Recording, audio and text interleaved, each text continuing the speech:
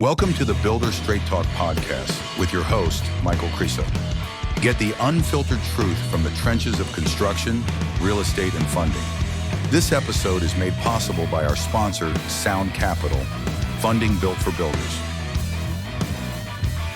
Ramin, my friend, welcome. I'm so excited to be sharing this interview with you today. Forget interview, conversation. And before we get started, how about you say hello back to our listeners? Hi, everybody. It's nice being here. All right, that covers it. That's a wrap. We got it perfect. Let's move on. Just teasing. I want to say I'm really thrilled because of your evolution from where you started off in Washington and you migrated over to LA. We're touching on so many different topics, like humble beginnings, because you started off with a little townhome build. Boom, then you're in LA. It's got to be the most fierce, competitive battleground that there is, expensive land, red tape. Talk about juggling monkeys, capitalizing your investments. Like, how do you make money from all this? So I'm really excited because I think our builder audience will have a lot that they can glean from this conversation. And along the way, if there's anything I miss out that you want to add to the mix, please, by all means, pull back on the reins and say, hey, Michael, let's talk about this, that, or the other thing. Sound good?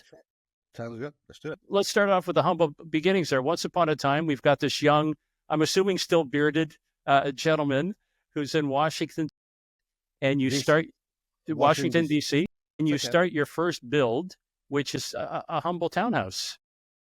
It was. So I was working for a construction company. My dad's was a concrete business. We were doing a lot of shopping centers and elementary schools. After working with them for 15 years, I said, Dad, I need a $500 raise. I was getting $2,000 a month. And my dad says, I can't afford it. You got to figure something else out. So I began to do side jobs, $3,000, $4,000 driveways for people. And I saw a liquor store. I had saved about 10 grand. Took me about 10 years to save 10 grand. I got that money. My dad did help me with another line of credit for 50 grand. So 60 grand all in. We bought a liquor store at 1200 G Street Southeast. It's still there. And it was a burnt out liquor store. I did all the work myself, converted it to 2 condos. Took about a year. I made 70 grand. Might as well been 7 million. It was a lot of money to me. And that was my beginning into a condo conversion. Well, when in DC, you could do these things, buy burnt out buildings or empty buildings and convert them to condos and sell them very quickly. So prior to that, did you already have building experience that you picked up under your dad, or did you sub this out and you were the contractor? Not at all. It's funny because I remember going to Home Depot at 5 a.m. and I walk down the aisles and the guy looked like a plumber. I say, are you a plumber? I have a project for you. I didn't know anything about construction, residential construction. I was in the concrete, industrial concrete business, shopping centers, elementary schools. And I remember calling one of my friends in New York. He was a home builder. I say, hey, what's this thing called a granite? And he goes, oh, it's that thing that goes over your kitchen. So it took me about 10 minutes to understand what a granite was and, what's the process of putting it over the cabinets. I had no idea what I was doing. And I'm sure the property looked like crap, but it sold for a really good number. And again, people are still there. So like of all the things that you could have bought, I mean, you could have bought, let's say, a small, story and a half and did a reno. What was it about a liquor store that attracted you? And it's what I could afford. It was 2006, when they were giving you more money than you needed, right? The good old days of free interest rates. And I was able to, use my 60 grand cash to get a loan for the project and use my cash. And I did 90% of the work myself. It was me on my hands doing the drywall, doing the carpentry. My dad and I were on the floor tiling the place. I'd never tiled in my entire life. And he was teaching me how to lay out tile in the dead of winter. And that was the beginning. It's where we were and what I could afford. And that was the beginning of our process in Korea. If I were to ask you, was there a big takeaway from that project? I mean, obviously you learned a lot, but is there one thing really important that you took with you when you then made the jump over to LA? I think it was more of a confidence. Everything was a learning curve in that project. I mean, literally everything from where to buy, to who to hire. And I've been an employee my entire career. So it was so many things. It was getting confidence in yourself, understanding that you could do something meaningful, and you now were a developer, something that it was a dream, or even a godlike feature for me. And that morphed into being something that it was a good career. It was the right path to go. And it wasn't so much the hard, brutal, physical work that concrete was. It was more of being a little clever on your feet, making decisions, having a long-term vision, and you were creating something that lasted a lot longer. It was so gratifying to see a little tiny townhouse that was a sore eye to this beautiful condo project that people were trying to buy. It was more how do you say it? It was gratification more than anything else, that you're doing something meaningful. Do you still ever go by and see the place? Every once in a while, it's odd because I don't go look at my buildings once they're done. It's almost like you're done with it. It's your baby, you grew up and you're moved on. Every once in a while when I'm in DC, do a tour and I see all my buildings, they're still there. I built a few buildings. I built over $200 million there in real estate in about 8-9 years, from that single townhouse up to when I came to Los Angeles. So you got this win under your belt. So logically you would think, okay, I've done this one. I'm going to find something nearby, or at least I'm going to stick in Washington. Like, what was it, aside from a John Wayne movie that said, go west, young man, that prompted you to jump from one end of the coast all the way to the other? Yeah, so my wife is from here, and I'd never been to LA till I met her. So 10 years of building in DC. I met her about at that very first property that I bought. She was my banker. So we headed off, and every time I come to LA, I didn't want to go back to DC. The weather is beautiful. There's not cloud in the sky. But I remember telling her, as we were going through LA, through the airport, trying to land, it's such a vast city. How can you not make money? For literally 25, 30 minutes, you're going in one direction over the city to get to the airport to land. It's a county of almost 14 million people. You can't screw that up in real estate if you're a little aggressive. So I thought, I love this city. I love the weather. Why not just sell it and move out here? And it was also the perfect timing in my career. I was doing 2 really meaningful projects. I got 2 stupid offers that made a lot of money for me. So it was a right timing and right process in my career. So when you were getting offers, you're already getting offers in LA to do builds? No, I was getting at projects in DC. I was 30-unit condo project, and I was designing a 192-unit project. And both of the projects, in the middle of my design and construction, I sold them to a high-end buyer's 1031 exchange, and a very, very, very wealthy developer from New York City. And I never even finished the projects. So it was a no-brainer. I made more money than I should have and never had to even finish the projects. So with all that cash, I came to LA about 10 years ago at this point. Was that the Fahrenheit build? The Fahrenheit and the 2P, correct. So that was in Washington, or that was in LA? Washington, D.C. They're both in D.C. So let's talk about that a bit, because that's pretty ballsy. You start developing this, and how many units was it going to be all told? So Fahrenheit was about 33 units. 22P was 192 units. And then you're about halfway through and you thought, I can make more money selling this and moving on. Literally at Fahrenheit, I was about halfway done. We were in framing, and I got a buyer. It says, look, we want to buy a property. Would you offer us X? It was a condo play for me. So as a condo developer, I was going to make X. But with these guys and their 1031 exchange, I made X plus, plus, plus. So it was kind of like, sure, where do I sign? And the second one, 22P, I was designing the projects, 192 units. It was a massive project. I was hunting for a $50 million construction loan. We had it lined up where a developer came and said, look, I'm buying this whole block. You're mid-block. I was in that deal for around $2 million, $2.5 million, and I ended up selling it over $11.5 million. It was a no-brainer. So I just signed it right away and took all that money and came to LA. So it's fair to say you're not emotionally, I don't mean that in a bad way, but you're not emotionally tied to the project. You're looking at it from the point of view of, as a business guy, I can make money from this. I'm going to move on. Is that fair to say? Yes, I know. Look, I'm passionate about the project, but I'm also very aware that it's a business. And, that $50 million project was a massive bite for me. And why not take some chips off the table now versus roll the dice to make an extra God knows how much, right? Every project is a number of years of your life. And so I'm very aware of the sacrifice, and when the right opportunity comes up, you sell. That doesn't mean you're not passionate about the project or you didn't believe in it. It just means that everything in life, like our own life, is a finite, and at some point you just got to part ways with it. Yeah. I think there's a direct correlation to the number of zeros behind the project and the amount of sleepless nights and obviously the risk, but then that's where the return is. 100%. I mean, the biggest projects that I've done is where I've lost most sleep. And it's ironic because when you look back at your career, 15 years later, you go, the ones that I was most worried about, I lost sleep over, I lost, vacation time that ate into my life. Those were the ones that were the biggest paydays. But you don't see that when you're in it. You're worried, you're risking everything, you're hand to mouth. And I think the first 7 years of my career, it was just that. I was living in a one-bedroom studio off Skyline Drive in Alexandria, Virginia, going to DC every day for work. And I was peddling somewhere around $20-30 million of real estate. You'd never know that's me in my little truck running that business, but that's what it was. So you opened that door about, the stress, the fear and everything. Is there any one particular project that really kept you up nights?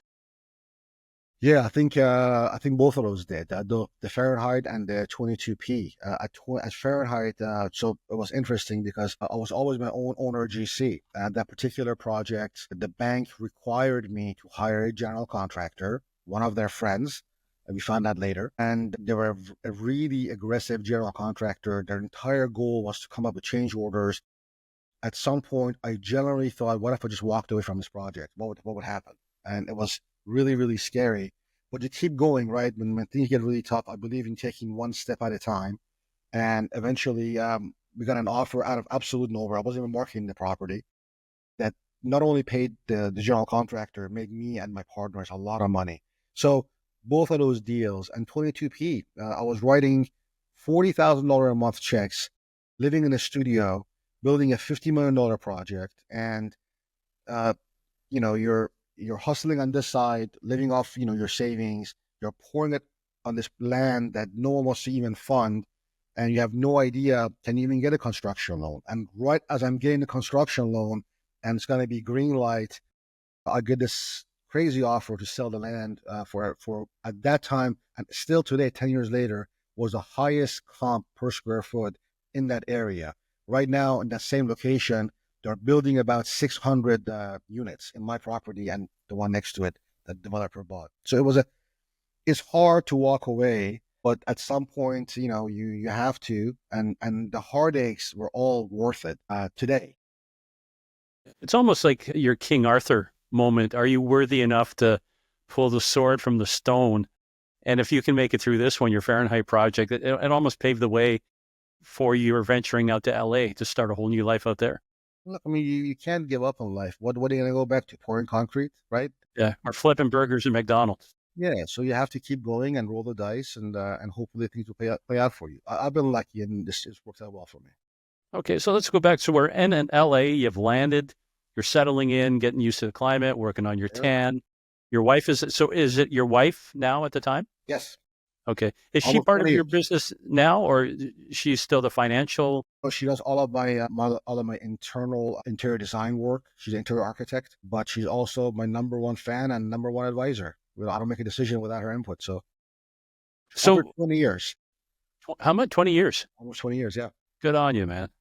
So what were you, when you got to LA, were you looking for the same kind of build that you had in Washington, like a condo, or were you looking for, something burnt down? What was the compass needle? What was it leading you towards?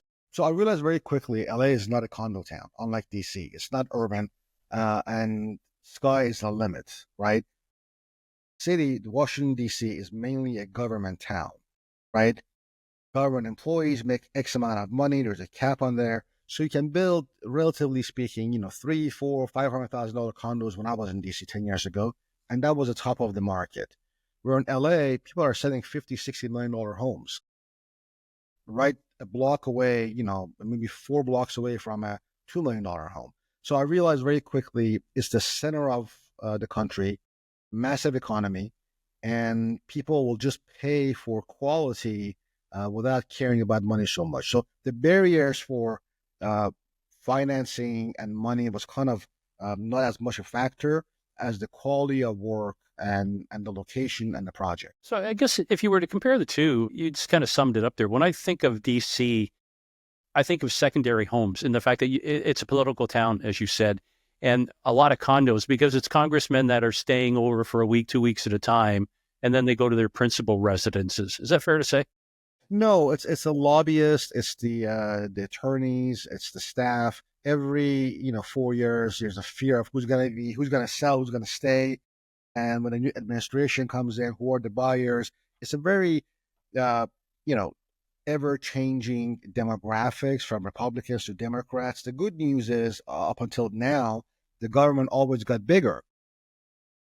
Even the recessions would hit, the economy of DC was almost pretty stable. It never went up, like this, but it never did this either. It was pretty much just humming along because government employees always had a job up until now, and they always made money. So it was an easy place to build, and I think a stable place for a developer who's in a certain price point. So let's talk about LA. What was the first place that you found? What was the motivation behind it? I bought a property, I bought a land. Actually, I bought an existing house for $1.5 million on 6th Street, 6115 West 6th Street. I bought it cash for $1.5 million, spent about $1 million in it, and sold for around $3.5 million. I made almost no money, but it was my learning, it was my university in Los Angeles, how to build a high-end home, which also means, sourcing the certain amount of contractors, material, where to go, where to buy this from. It was all brand new to me, a city I'd never been to. I had nobody here. I didn't know anybody. I had no friends in the industry. It was all back to square one, going to Home Depot and finding people, except I went to open houses and find people and talk to agents. Do you know a good plumber? Do you know a good electrician? And kind of figured it out. How did you decide on that particular place? Because I don't think you're cowboy-ish in the way that you're going to invest money. So you must have looked at the neighborhood, obviously comparable sales, but that's a big risk still to take. You're putting in $1.5 million. Sorry, it was $1.5 million to purchase and $1 million to renovate. $1 million to renovate, yeah. So that's a big roll of the dice. Look, people get, and I was one of those people, you get wowed by these big numbers. But if you're in a big city like New York and LA, this is the price of living, right? Your beginner's home right now in LA is around $5 million, $4 million. You can buy houses you can justify living in for $2-3 million, but they all need TLC. But that's because of the sheer number of people that live here, and housing is expensive. There's just not enough houses out there. And so it's not because the house is any better in that location in LA than Washington, D.C. It's that it's much more demand here in LA than Washington, D.C. So is that primarily what you're doing, is infill places right now? We're doing infill projects. So it's funny, our process. So we began to do high-end homes for ourselves initially. I did a bunch of those and did it fairly well. Around right before COVID, we started getting calls from people who were in trouble with their contractors, or somehow they gotten screwed through somebody, and they say, hey, could you help us out with the process? And we began to give them our concrete crew. I recommend this electrician. And next thing you know, we're now doing a side business, being a general contractor. And I realized, wait a minute, after about 1.5 years of doing that, without our license, just being a help to people, that we're actually making a really good living. When you're charging 20-25% for your time on a $10 million house, well, that's really good life, right? And no risk. You're not a developer. There's no borrowed money.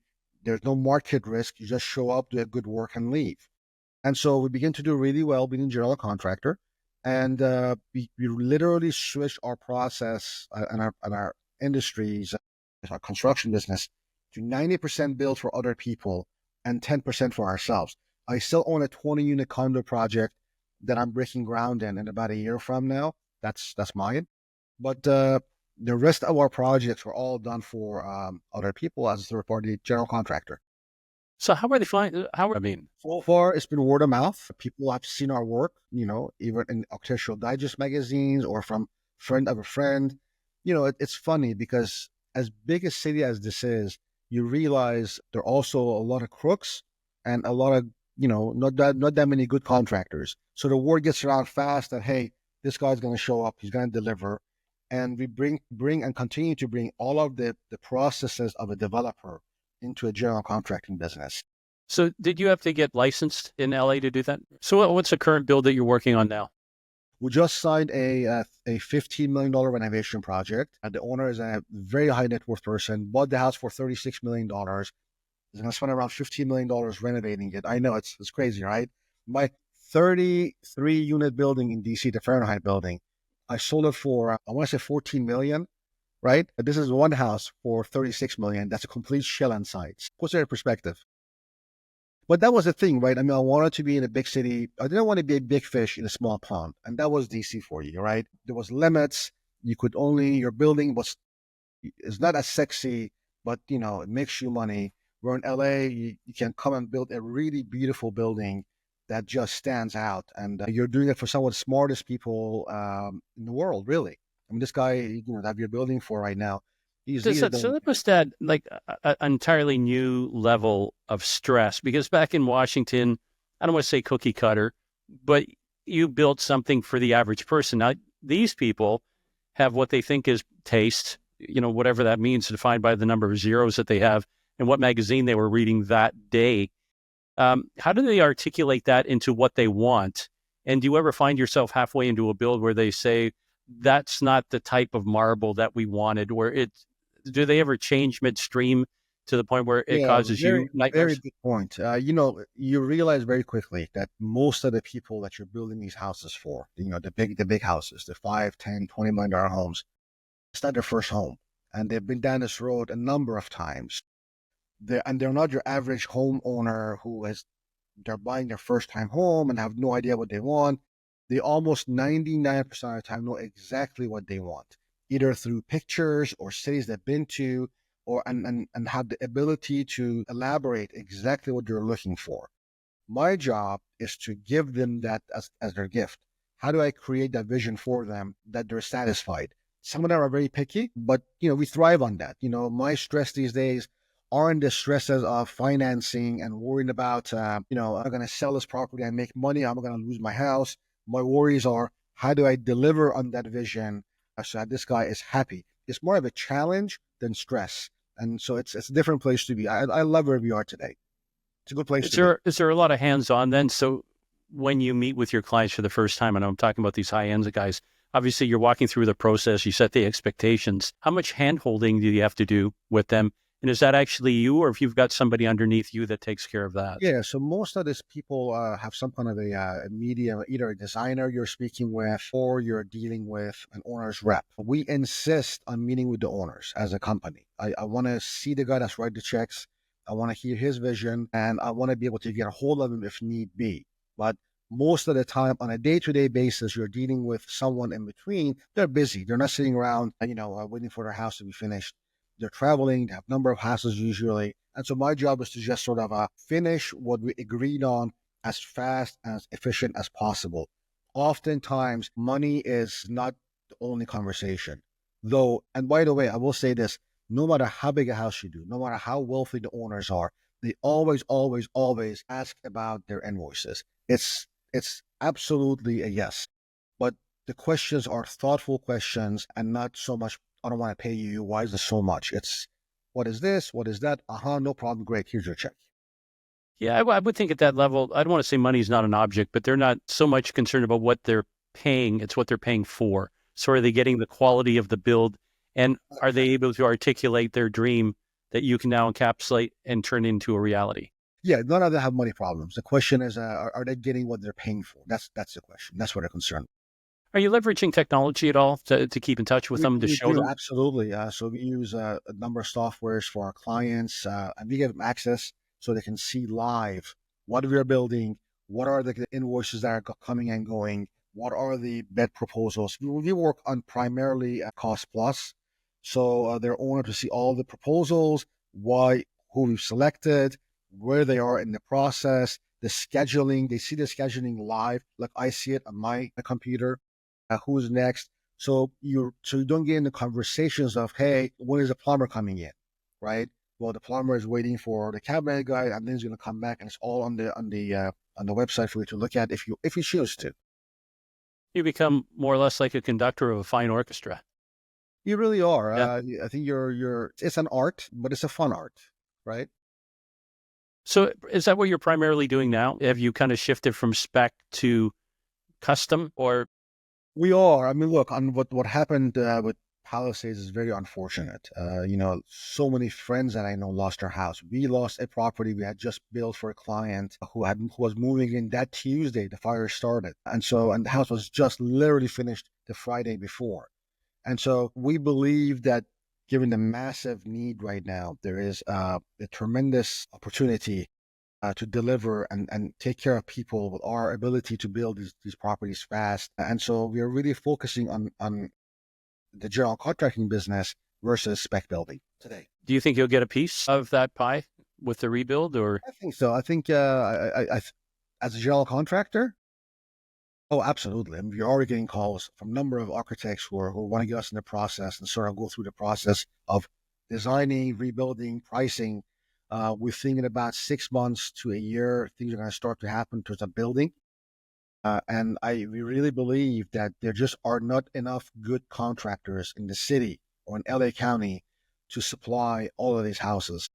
So Well, basically in the U.S., I think the number is for every 5 that are retiring, only 1.5 coming into the business. So we're reaching soon a tipping point where there just won't be enough trades to get the jobs done.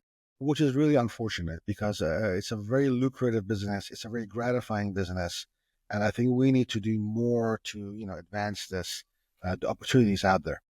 What do you think the barrier is? Is it, parents teaching let's go back a step, because I can see two types of parents. One being somebody that was in the trades and saying, Sonny, Jim, you don't want to do this. It's hard work. You're going to be in the rain. Fill in the blank with a number of excuses. Or is it, I don't want to say ego, but perception thing that you're just a dirty tradesperson. You need to go to university, get a degree, spend 4 years, be $200,000 debt, come up with a degree that means absolutely nothing, versus learning a trade and you're always going to be able to work for yourself. Somewhere there's a disconnect. If people knew how profitable this could be, one of my friends is a plumber. I won't mention his company's name, but he's probably worth around $300 million as a plumber. Lives in a $15 million house in LA, a multimillion-dollar house in Miami, private jet, and he's a plumber. And he began with one truck 15 years ago, maybe 20 years ago at this point.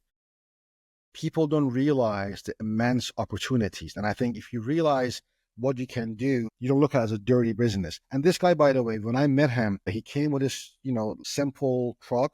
He had on a simple polo shirt with his logo and his name. There was no flash. But after I got to know who he really was and we became friends, I realized that if he can do it, anybody can do it. And you want to do it in these cities, Los Angeles, New York, where the opportunities are massive. Yeah, it's dirty business being a plumber in the middle of nowhere in Virginia, where I grew up, building toilets. But if you can create a business in a massive urban city, which can become this multi-million-dollar business, then you're not using your hands anymore. Now you're a business owner. And once you realize that, maybe the perception changes. We have to do a better job of showing people the potential versus, oh, how dirty it is. Because they're all business owners. None of my top contractors are there with their steels rolled up, on the field. They're all managing people. We all manage people to some extent, and we're only a business. Well, that's the way to be. Like you come out, you do your apprenticeship, you've got a trade, you're going to put in your, years to hone your craft. But if you're smart and you're devoted, let's say, and you're willing to take a bit of a risk, you hire people under you, right? And now I'm a plumbing team. I don't ever have to turn a wrench again. I've got people working for me. So it seems it's very easy to scale your business and treat it like a business as opposed to a solopreneurship. And by the way, this friend that I mentioned to you, twice that I know of, has turned down a sale to a private equity firm for a few $100 million.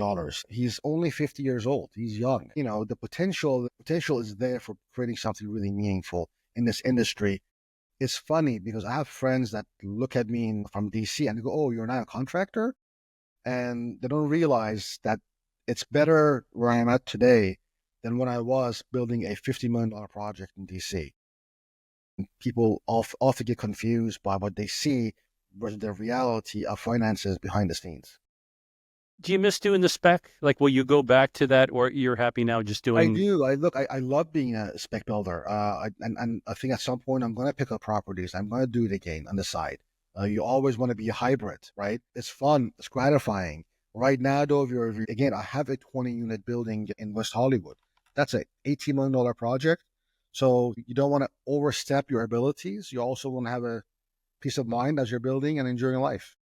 Do you ever find that you're driving around neighborhoods and you see the temptation is there? You know, I can take this place and I can do something with it. Every single day, every Yeah. single ride. So how do you fight the urge? I know you're focused on this big build right now, but it's got to be tempting because you strike me as being the, I don't want to say pioneer, but more of a, the mountain man. Like you can't sit still. There's a challenge there and I want to tackle it. Look, I love the challenge. I love what we're creating as a general contractor. I love working with some of the wealthiest, most successful people on earth, creating their houses for them, right? That challenge turns me on. And, maybe I'll go back to, being a home spec builder again. You do it all. I love dirt and I make my money with dirt to whatever extent that might be. Right now, I'm just building it and having fun with it. And maybe I do it for myself. It's the same process, really. It is for me or somebody else. Except when I do it myself, it's much more risk. I should call your bluff and say, show me your fingernails and let's see that love of the dirt that you have. Yeah, look. I don't want to put you on the spot by naming names, but obviously you're dealing with a very affluent clientele. Would there be anybody that we would know, let's say from Hollywood circles? So we just finished a house for, you guys know Josh Altman, the $1 million listing LA. We are building a house for one of him and his team member, Jacob Green. We just finished our house for them in Hollywood Hills. It's a $6 million renovation, mid-century, and we're at the 95th yard line now. We're almost finished with it. Is there anyone that really stands out as, let's say, the most unusual request for the money? Most unusual request for the money? Like something you would have never even thought of? Not really. I mean, they're all pretty...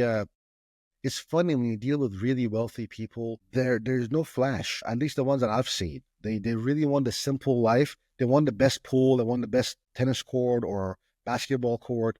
But no one has said anything very unusual. And look, our clientele are mainly old money so far, right? We haven't had that flash young clientele.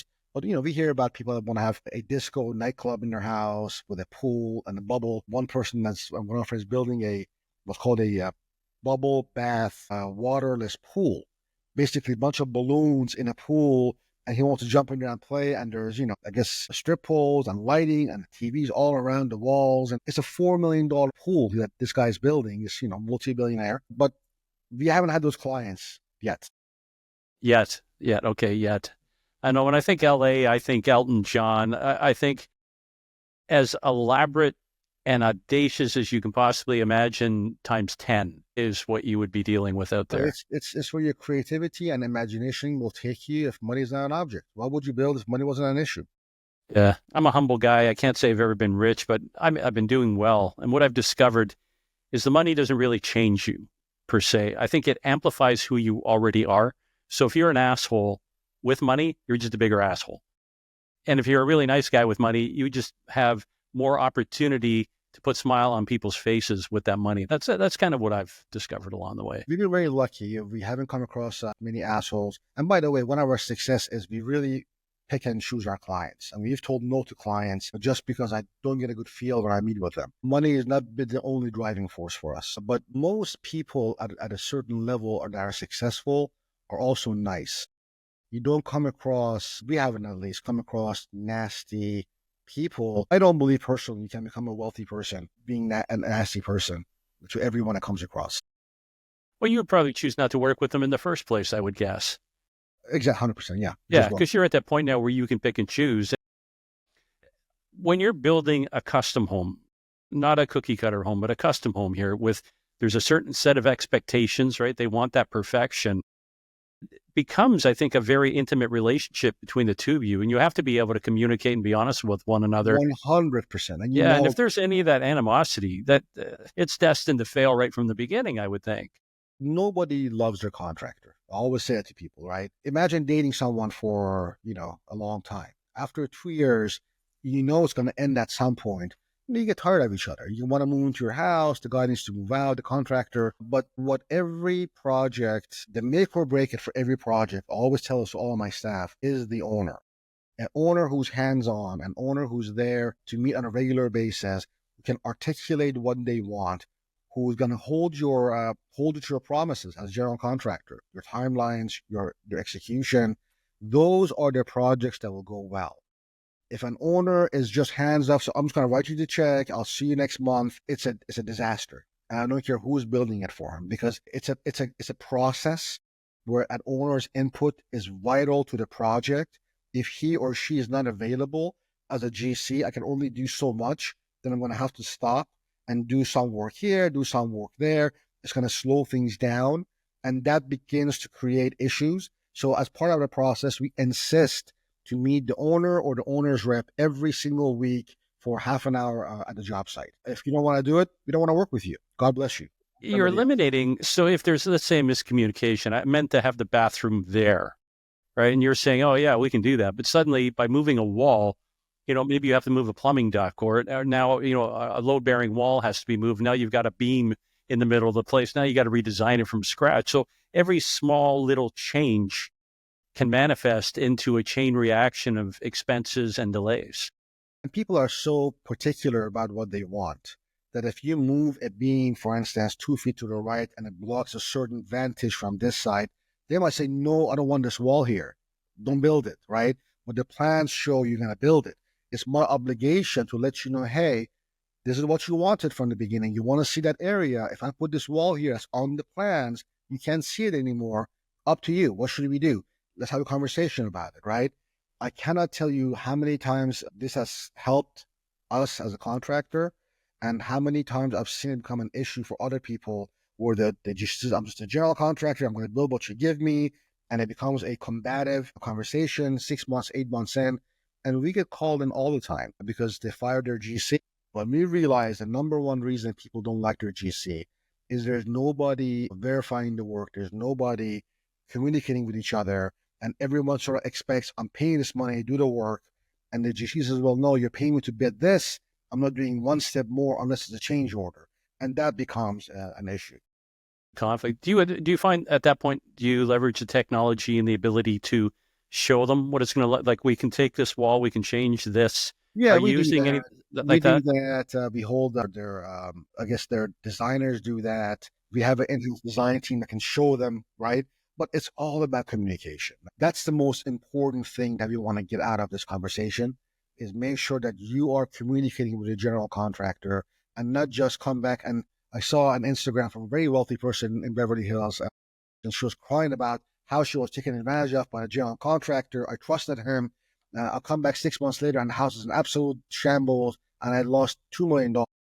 And my initial thought was, why on earth would you trust someone for $2 million and 6 months later you're surprised they didn't give you what you were expecting?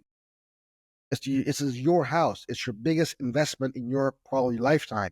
Why would you leave that to chance because you're busy building your business somewhere else? Isn't this also a business, right? So owners makes all the difference. Communications make all the difference. And that's the Bible of home building, high-end home building. People can't even agree on what flavor ice cream they like. My favorite is, how can you possibly multiply that by $20 million and say, hey, what were you thinking, when you can't even agree on the basics? So speaking of money, let me, I'll throw this question at you.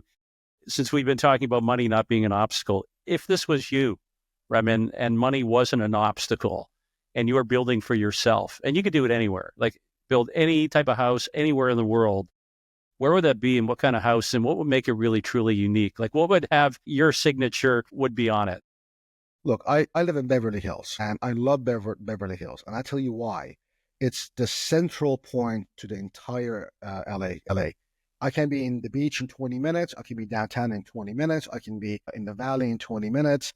It's not because, it's the pizzazz of Beverly Hills.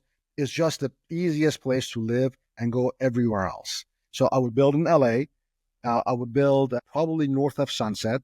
The Flats, which is, what people think of Beverly Hills, is great, but it's very noisy. And I think that's where I would do. And, I have 2 kids and a wife. I'll build a normal house, maybe 5,000 or 6,000 square foot home. And that's all I need. So humble guy with just maybe a bit more than humble offings in the house. Okay, I get it. So when you talk about building, even though, let's go back when you were doing Spec in LA, what were some of the obstacles that you would run into? And I mean, not so much from the build, but even having to work with the municipality, codes, permits. Is that still as much of a headache as we hear in the East? Yeah, absolutely. And COVID did a number on us, which made it even worse. So, big city, big problems, right? The amount of time it takes to get a permit is horrendous. The number of layers that you have to go through. I used to get a building permit in DC for a 20 unit condo, 30 unit condo in about 6 months, 6 to 8 months. That was a long 8 months. In LA, to get a permit for a renovation permit or a ground up permit is anywhere from 12 months to a year and a half because of all the change you got to go through and all the signatures. And when COVID hit, it became even more of a nightmare, right? Because now the guy's not even, there's no one to keep accountable. You're emailing, you're not seeing anybody. You go down to downtown, you got to put on a mask and go upstairs and wait for God knows how long. He might or might not be in today. They're working remotely, and that's become the new fad. You're all working remotely. So very difficult to get a permit. They're getting better at timelines now, but it's about 12 months. To get 12 months to get a permit to build a single family home is really, really unacceptable, and it's really long, and it's not necessary. If you were to spitball a number just in permits alone, I'm not talking about, the actual build, but just getting the permits, what do you figure that would be for an average, let's say 1,500 to 2,000 square foot home in LA? Cost-wise or timelines? Timeline and cost, just for the permits. Ground up projects, brand new. Okay. You're talking about 8 months to a year minimum to get a permit. It's not the size of the building. It could be a 40,000 square foot house. It could be a 1,500 square foot house. It's not the square foot. It's just getting the approvals. Hillside projects. People forget LA is a hillside city. So hillside projects have more layers to them due to structural review, etc. So that could be a little longer than 12 months, maybe 14 months to 18 months. But what about a price tag on just the permits? Permits aren't expensive, maybe $30,000, $40,000, $50,000. That number doesn't scare you on the permits. It's just getting the approvals to build is what takes forever. And remember, if you bought a property and you're paying mortgage on it, that carry cost, whatever you're spending every month, that mortgage, that's also not part of your project. So it just becomes more and more expensive. Which is one hassle you've eliminated now by doing custom build. Yeah. Yeah. Wow. Well. I don't know. I think we've covered a lot of ground here, young man. Let me ask you this, a bit of a curveball. If you were sitting here talking to yourself, and I'm sure you've done that on a number of occasions, talk to yourself, what would be a question that you wish somebody had asked you that has never been asked? When I was in the construction business, I wanted to be this developer.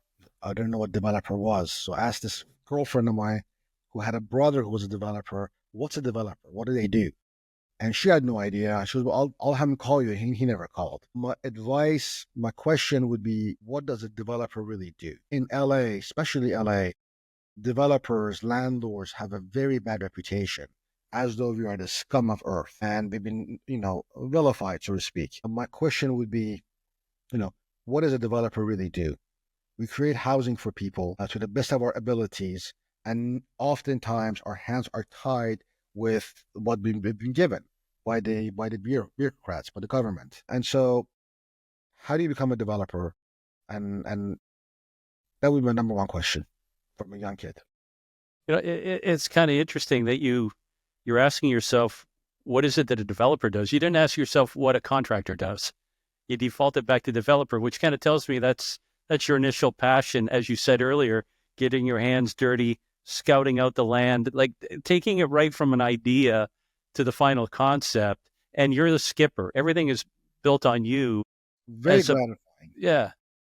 It's very gratifying. Look, being a developer is I absolutely love being a developer. I mean, just this morning before I called you, we were going over the architects over the design of the 2-story garage in my 20-unit condo building. And by the way, those are going to be $2 to $2.5 million condos each, 20-unit building. So it's a really high-end project. And so you get really turned on. I get turned on doing these things and building them, and it's a lot of fun. But the biggest fun is when you do a project from the conception watching the land to completion, where you literally sell the last one and walk away. And then you get a chance to drive by and go, oh, I built that thing, 5 years ago, 10 years ago, whatever it was.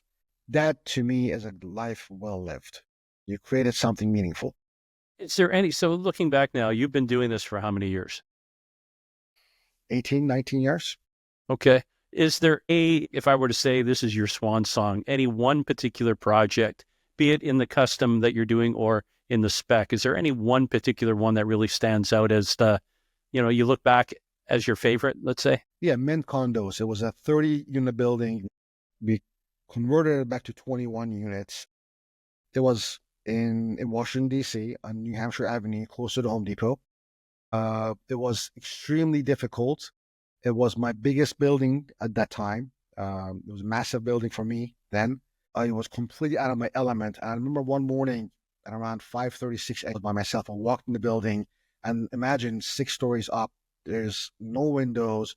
Some of the walls are gone. And this howling wind, frozen, East Coast weather. I was by myself. I'm looking and I could, from one side of the building, I could see 6 units all the way down to the other side. Big hole, nothing there. And this fear went through me like, what the fuck are you doing? What if it all goes bad? You're going to lose everything.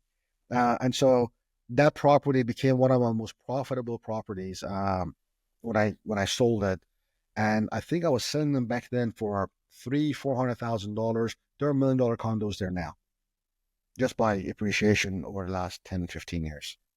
This takes it right back to what I said at the beginning. You're the type of guy that, I don't want to say lives on the edge, but if it doesn't make the hair in the back of your neck stand up, then it's not for you. It's just too boring. It'd be like building, a little townhouse next to 13 other identical town. Like when you see in England, those row houses. That's not you. Yeah, that's not you. No, and you know what is funny? I actually had a property in Virginia where I bought for $1.5 million. I changed the zoning for it and to 28 houses, I think, 28 or 29 houses, townhouses, but I didn't want to build them. And, I sold it to a track home builder, and people are like, oh, you're crazy. Why don't you do this? And number one, is 3 years of my life. Number two, there's nothing sexy about it. Yeah, you make, $6 million profit, but it's just not sexy. You just use the home builder like everybody else, building the same cookie cutter project. It wasn't for me. I'd say not sexy enough, but I want to be careful in using the word risk. But I think that's part of it. It's just not risky enough and exciting enough and challenging enough to keep you occupied. Yeah, it's never been about money. I came from nothing. So for me, it was never about, do I make $5 million here versus $2 million here? I'll do the $5 million deal. It was about what is really more gratifying? What is most challenging? What do I enjoy doing? And that doesn't mean, it's never meant money. And it's ironic because I've made most amount of money. Again, as I mentioned, the most challenging projects, which I thought for years into the deal, I was going to lose everything. And by the way, every deal that I've done that I made a lot of money on took a long time, took 4 or 5 years. They were never quick turnarounds, buy it in and out, where you make a fortune. So they all take a toll. They're all your babies. You kind of all grow up together and you learn, and every single one of them is different. So, it's who you're as a person. You have to have a thick skin, I think, and enjoy what you're doing. And that means do you mind if good and the bad. Can I do a lane change here? Because you just said something that just piqued my curiosity. When you say you came from nothing, like where exactly is that? Where did you come from? And where did it all start? Yeah, I was an immigrant. I came here at 15 from Iran. I went to Turkey when I was 13 years old from Iran. We were at war. And 2 years later, I came to the U.S. My parents came 2 years after me. So I had an uncle I was living with. And that was my beginning. I lived with my uncle. I lived on the floor, on the ground of my uncle's bedroom. And I used to walk more than I have to school every day, back and forth, wash dishes at nighttime.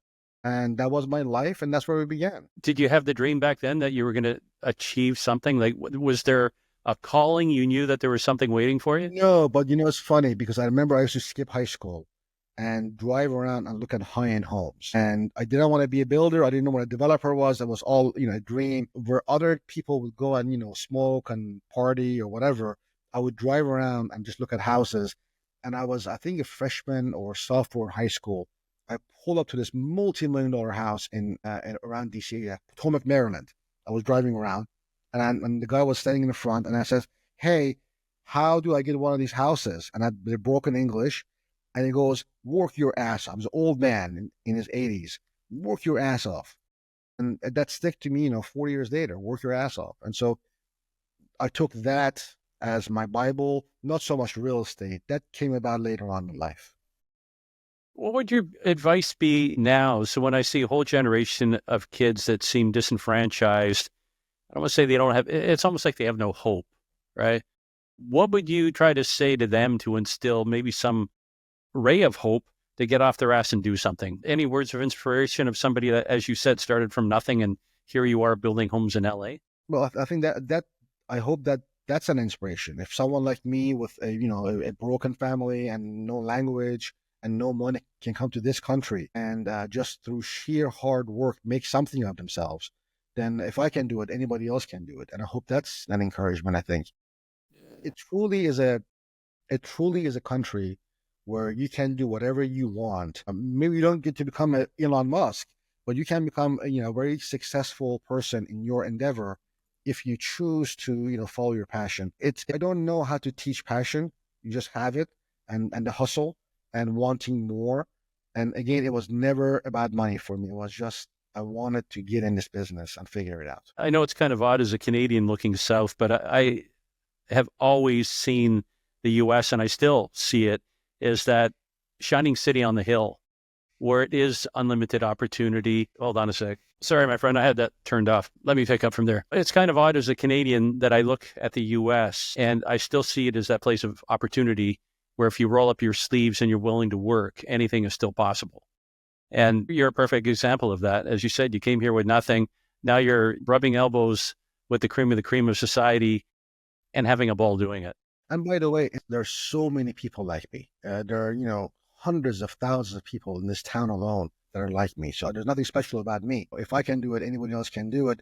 And a lot of people have done it, right? So I think, look, and I close with this, one of my really good friends is one of the biggest home builders in Canada. And I was speaking with him, and he's doing projects downtown LA, like 3,000-4,000 units. And I go, hey, I won't mention his name. You probably might know him. And I go, why are you here? I went to Vancouver. I've seen his buildings. We have all these buildings here. Why are you out here? He goes, it's an unlimited potential in this country. We're kind of capped out at Vancouver and Toronto, and now we're here. And so when someone like that tells you of opportunities, and that guy can retire and live the rest of his life, as can his grandkids, without touching anything, that tells you that there's opportunities out here. And there is for people that are big, small, and in between. I'm going to push back on you for a bit. You said there's nothing special about you. I'm going to argue differently. It's one thing. I just lost you there. Yeah, you just went blank. Yeah, so Ramin, I'm going to push back. And when you said there's nothing special about you, I would beg to differ, because you said you started off with nothing and here you are. But it takes a certain amount of tenacity, character, being able to risk, putting it all on the line. And if it were easy, right? Yeah, sure, it's easy, but it's not simple. Otherwise, everybody would be doing it, right? And so it takes a certain character, a certain personality to stand up and say, you know what, that's mine. I'm going to do whatever it takes to get it. Look, again, go back to what I said earlier. What do I go back to? If I go back to, piling concrete, you have to want more in life and believe in yourself. As easier said than done. Oftentimes you doubt yourself, and look, there's times in my career where things have been really, really, really, really difficult, and not everybody wants this, and not everybody should have this, right? The stress can break people, and I've seen it. I didn't have any options. When you come from nothing, it's easier coming from nothing to make something out of yourself, I think, in life, than it is to be wealthy and still hustle and get something bigger. So I'm not special. I think I'm just doing what everybody else should. There's shame in being poor. There's shame in staying in poverty. There's no shame in being poor. You are where you are in life. But if you choose to stay there, there's shame in that. But in doing what I do and my journey, I think there's no gratification in that. There's no, wow, look at that guy. It's our life. It's our duty. You have one life. Enjoy it, live it, and when it's over, no matter how much you made or what you did. My friend, and I can say that, my new LA friend, I want to thank you for taking time out. Before I close off, is there anything that you want to explore, anything you want to touch on that we didn't cover? No, thank you for the opportunity. I really appreciate it. All right. And I wish you well with your builds. And I'm going to have to come out and check out some of these LA luxury homes that you're doing. Come on down. Not a cloud in the sky. I tell people that's my saying to people in LA. There's not a cloud in the sky. Come on down. Yeah, you had to put that final jab in there because we got snow and it's raining. 60 degrees here and it's beautiful. That's why I moved out here. Take care, my friend. Take care. Bye-bye. Thank you. Thanks for listening to Builder Straight Talk. Make sure to like, comment, and share this episode on your favorite social media platform. And don't forget to subscribe to the podcast, available wherever you get your podcast streaming fix. Until next time, keep building smarter. This episode is made possible by our sponsor, Sound Capital, funding built for builders.